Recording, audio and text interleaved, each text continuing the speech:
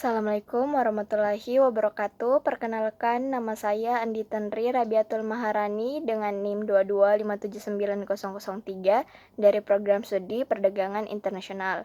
Pada kesempatan kali ini, saya akan memenuhi tugas kedua dari mata kuliah Digitalisasi Perdagangan dan Keuangan Internasional. Materi yang pertama yaitu apa saja tantangan yang dihadapi oleh negara-negara berkembang dalam mengembangkan ekonomi digital. Yang pertama, infrastruktur teknologi yang terbatas. Infrastruktur teknologi yang diperlukan untuk mendukung ekonomi digital seperti jaringan internet yang cepat dan andal masih kurang berkembang di banyak negara berkembang.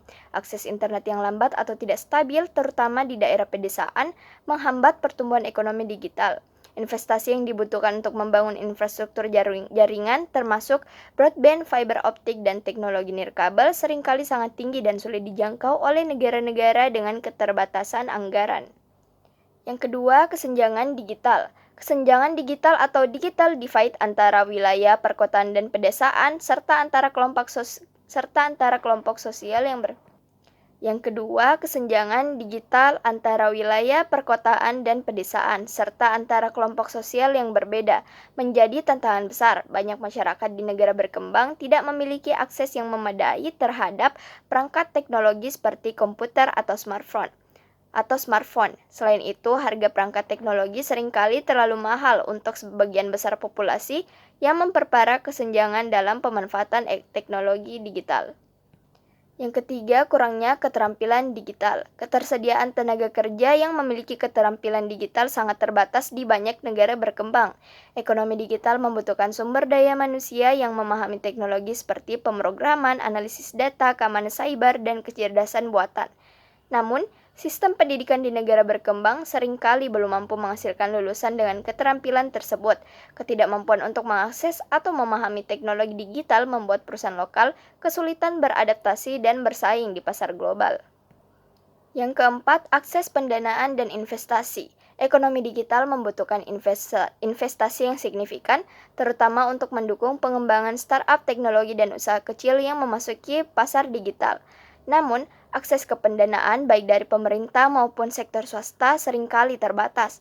Bank dan institusi keuangan di negara berkembang seringkali enggan untuk memberikan pinjaman kepada bisnis digital karena dianggap berisiko tinggi. Selain itu, akses ke modal ventura dan investasi asing juga terbatas karena negara-negara ini belum dianggap sebagai lingkungan yang stabil dan menguntungkan bagi investor. Yang kelima, regulasi yang tidak memadai. Banyak negara berkembang belum memiliki regulasi yang memadai untuk mendukung ekonomi digital. Regulasi mengenai keamanan data, privasi, transaksi elektronik, dan hak kekayaan intelektual seringkali belum diadopsi atau diterapkan dengan baik. Tanpa regulasi yang jelas, bisnis digital menghadapi ketidakpastian hukum yang dapat menghambat inovasi dan pertumbuhan. Di sisi lain, regulasi yang terlalu ketat juga dapat mengekang inovasi dan mengurangi daya tarik negara tersebut bagi perusahaan teknologi internasional. Dan yang terakhir yaitu kurangnya kolaborasi internasional. Negara-negara berkembang seringkali tertinggal dalam hal kolaborasi internasional di sektor digital. Kolaborasi ini penting untuk mengakses teknologi baru, berbagi pengetahuan, dan mengikuti standar internasional dalam bidang digital. Kurangnya kerjasama dengan negara maju atau organisasi internasional membatasi akses negara berkembang terhadap sumber daya yang diperlukan untuk mendorong ekonomi digital seperti teknologi canggih dan praktik terbaik dalam regulasi. Selanjutnya yaitu bagaimana peran pemerintah dalam mendorong pertumbuhan ekonomi digital.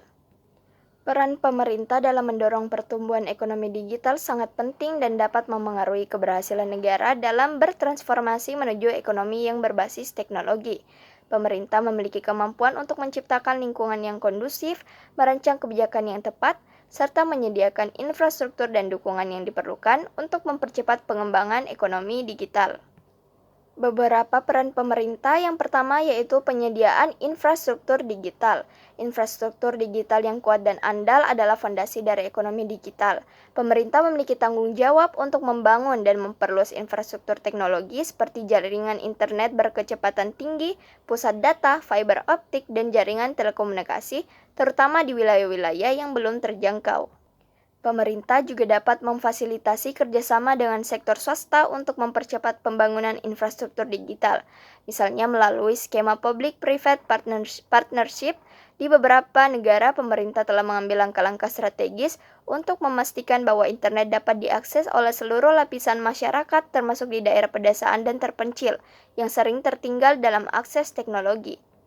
Yang kedua, regulasi dan kebijakan yang mendukung. Regulasi yang jelas, fleksibel, dan mendukung inovasi sangat penting dalam menciptakan ekosistem yang sehat untuk ekonomi digital.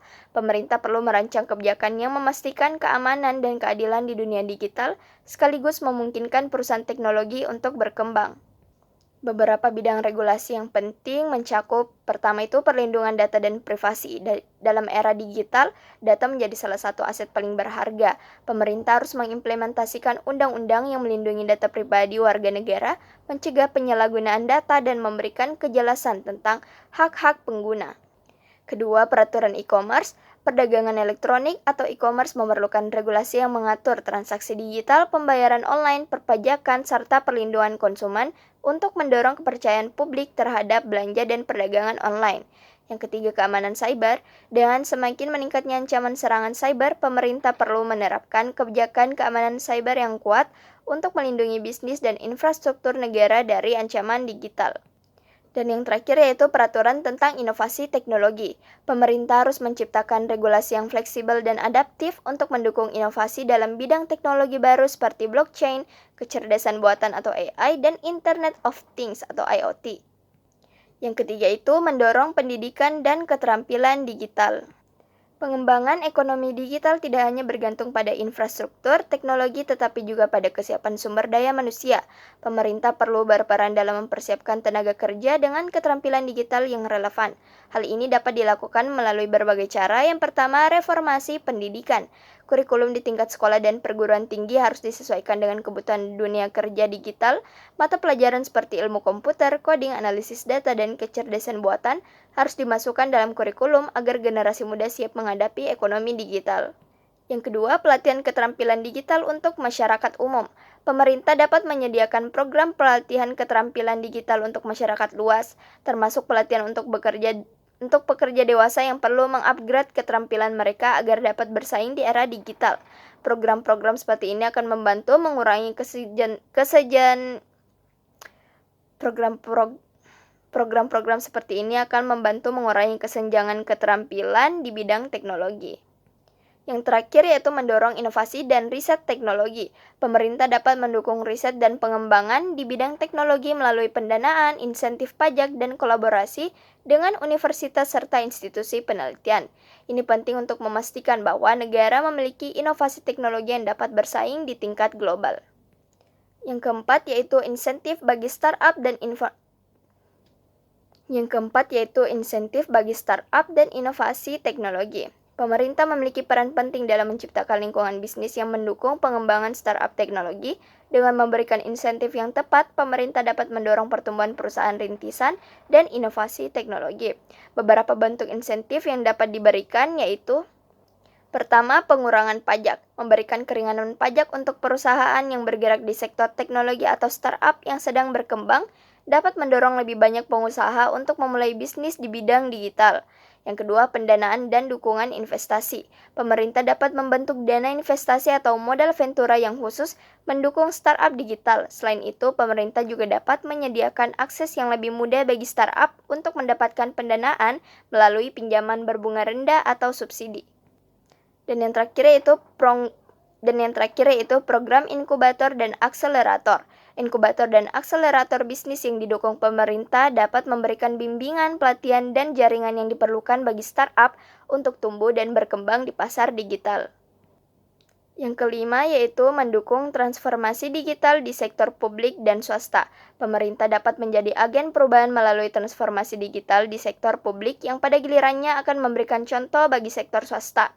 Penggunaan teknologi digital dalam pelayanan publik seperti e-government, e-health, dan smart cities tidak hanya akan meningkatkan efisiensi pemerintahan, tetapi juga mendorong adopsi teknologi di sektor swasta. Di sektor swasta, pemerintah dapat mendorong digitalisasi perusahaan-perusahaan lokal melalui kebijakan yang mendukung adopsi teknologi, seperti pemberian insentif untuk perusahaan yang berinvestasi dalam teknologi baru, serta memfasilitasi pelatihan bagi karyawan agar siap menghadapi era digital. Yang terakhir yaitu menciptakan ekosistem keuangan digital. Pemerintah memiliki peran penting dalam mendukung inklusi keuangan digital yang merupakan salah satu pilar utama dari ekonomi digital. Dengan memfasilitasi pembayaran digital seperti mobile banking, dompet digital, dan teknologi blockchain, pemerintah dapat mendorong partisipasi yang lebih besar dari masyarakat dalam ekonomi digital, terutama bagi mereka yang sebelumnya tidak memiliki akses ke layanan keuangan tradisional. Selain itu, pemerintah harus mengembangkan regulasi yang mendukung sektor fintech dan mendorong kolaborasi antara perusahaan fintech dan lembaga keuangan tradisional untuk memperluas akses ke layanan keuangan digital. Materi yang terakhir yaitu apa saja tren terbaru dalam ekonomi digital yang perlu diperhatikan. Ekonomi digital terus mengalami transformasi yang cepat didorong oleh kemajuan teknologi, perubahan perilaku konsumen, dan inovasi bisnis. Beberapa tren terbaru dalam ekonomi digital yang pertama itu perkembangan kecerdasan buatan AI dan pembelajaran mesin. Kecerdasan buatan AI dan pembelajaran mesin semakin menjadi pendorong utama inovasi dalam ekonomi digital. Teknologi ini digunakan untuk meningkatkan efisiensi operasional, personalisasi layanan, dan analisis data yang lebih mendalam. Yang kedua, peningkatan e-commerce dan omnichannel retailing. E-commerce terus berkembang pesat dipicu oleh perubahan perilaku konsumen yang lebih memilih berbelanja online. Tren terbaru dalam e-commerce mencakup model bisnis berlangganan.